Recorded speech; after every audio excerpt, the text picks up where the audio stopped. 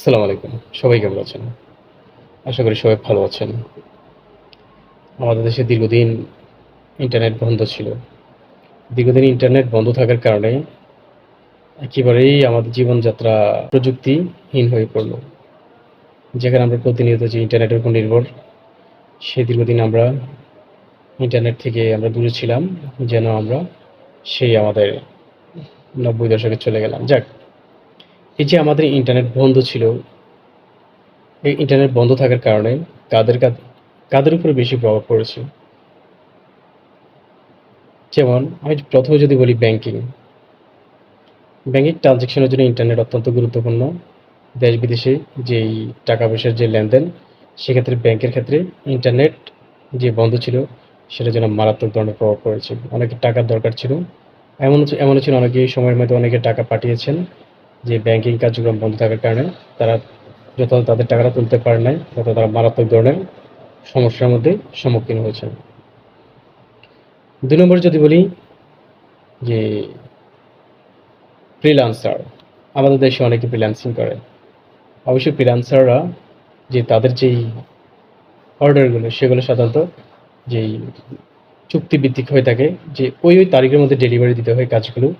আর ওই তারিখের মধ্যে যদি না ডেলিভারি করতে পারে, তখন দেখা গেছে তাদের যে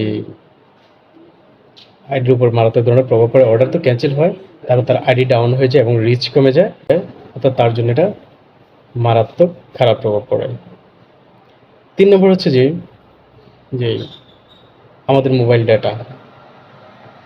এই কদিন নেট অফ থাকার কারণে আমাদের যে অনেকের লক্ষ লক্ষ টাকার যে মোবাইল ডেটা যে এক্সপায়ার্ড হয়ে গেছে, মেয়াদোত্তীর্ণ হয়ে গেছে, এখন তো আর এগুলো আমাদেরকে মোবাইল কোম্পানি ফেরত দেবে না। দিবে? মনে হয় না। তো এই যে এতদিন যে আমাদের অনেকের ডাটা প্যাক ছিল, যে ডেটাগুলো এক্সপায়ার্ড হয়ে যাবে। আমারও অলরেডি 25 জিবি আমার সিমে অলরেডি ইনক্লুডেড করা আছে। তো এই 25 জিবি হয়তো খুব শীঘ্রই সেগুলা এক্সপায়ার্ড হয়ে যাবে। কারণ আমার জানা মতে আমার রিলেটিভদের মাঝে অনেকের যে অনেক ডাটা এক্সপায়ার হয়ে গেছে। তো এই ডাটাগুলো তো আর কেউ বা মোবাইল অপারেটর কোম্পানি ব্যাক দিবে না। ৪ নম্বর যদি বলি যোগাযোগ ব্যবস্থা। যেখানে আমরা প্রতিনিয়ত দেশ-বিদেশে আমাদের যে বন্ধু-বান্ধব, রিলেটিভ, আত্মীয়স্বজন, তাদের সাথে আমরা প্রতিনিয়ত কথা বলতে হয়।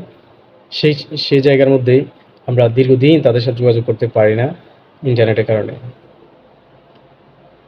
অর্থাৎ তারা আমরা চলে গিয়েছি, অর্থাৎ যে ৯০ দশকের ক্ষেত্রে, অর্থাৎ ২০০৩-০৪, যখন আমরা সাধারণত কি যেই মোবাইল যে নাম্বার ডায়ালের মাধ্যমে আমরা বিদেশে কথা বলতাম, যা কল রেট ছিল অনেক হিউজ।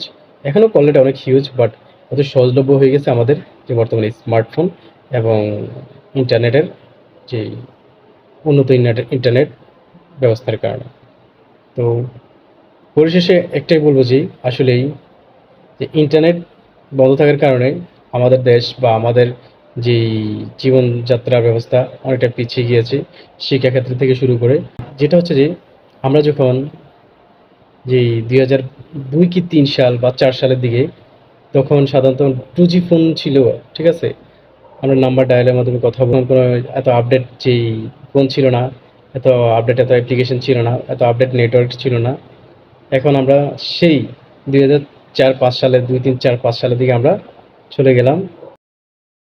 যাদের জন্য ২০০৪-৫ সালের পরে, তারা ২০০৪-৫ সাল কেমন ছিল তারা একটু যেই অবজার্ভ করতে পারলেন। তো পরিশেষে বলবো আসলেই একটা দেশের যোগাযোগ ব্যবস্থা হচ্ছে যে একটা দেশকে যে সামনের দিকে ত্বরান্বিত করার প্রধান বাহক। যোগাযোগ ব্যবস্থা যদি বন্ধ হয়ে যায় বা যোগাযোগ ব্যবস্থার মধ্যে যদি বিচ্ছিন্ন থাকে, তাহলে সকল ক্ষেত্র থেকে আমাদেরকে কি ধীরে ধীরে পিছনে পড়ে যেতে হয়। এই দীর্ঘদিন ইন্টারনেট অফ থাকার কারণে আর কি যে সমস্যা মানুষের সম্মুখীন হয়েছে, অবশ্যই কমেন্টে জানাবেন। সবাই ভালো থাকবেন, সুস্থ থাকবেন, আমার জন্য দোয়া করবেন। আপনাদেরকে আল্লাহ ভালো রাখুক। আসসালামু আলাইকুম।